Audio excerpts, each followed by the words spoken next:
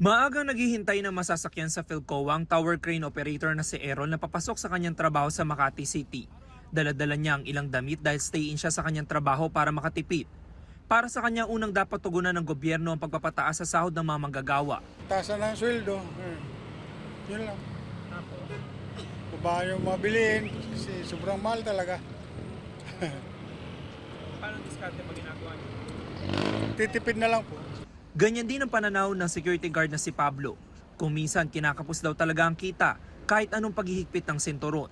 Una-una, ma-increase yung sahod ng manggagawa.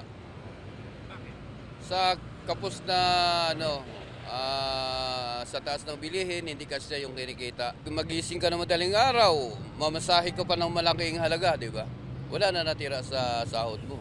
Tugma ang mga hinaing na yan sa naging resulta ng tugon ng masa survey ng Okta Research na isinagawa noong 4th quarter ng 2025. Sa tanong na kung anong issues ang dapat tinutugunan ng gobyerno, pinakamarami ang nagsabi na nararapat na itaas ang sahod ng mga manggagawa.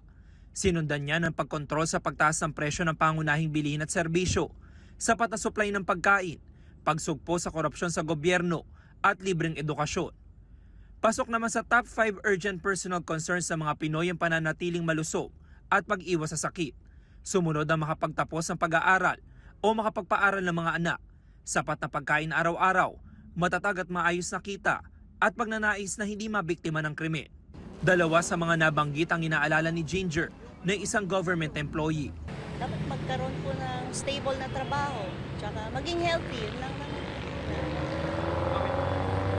Kasi syempre, sa panahon ngayon, lalo laging may virus yung may mga sakit na naman na kumakalat, so dapat maging healthy lang po talaga. Kung ang third-year college student na si Krisa naman ang tatanungin, Makapagtapos po ng pag-aaral para po makatulong din po sa mga magulang ko. isinagawa ang survey noong December 3 to 11, 2025 sa pamamagitan ng face-to-face interview sa 1,200 respondents. May margin of error ito na plus-minus 3%.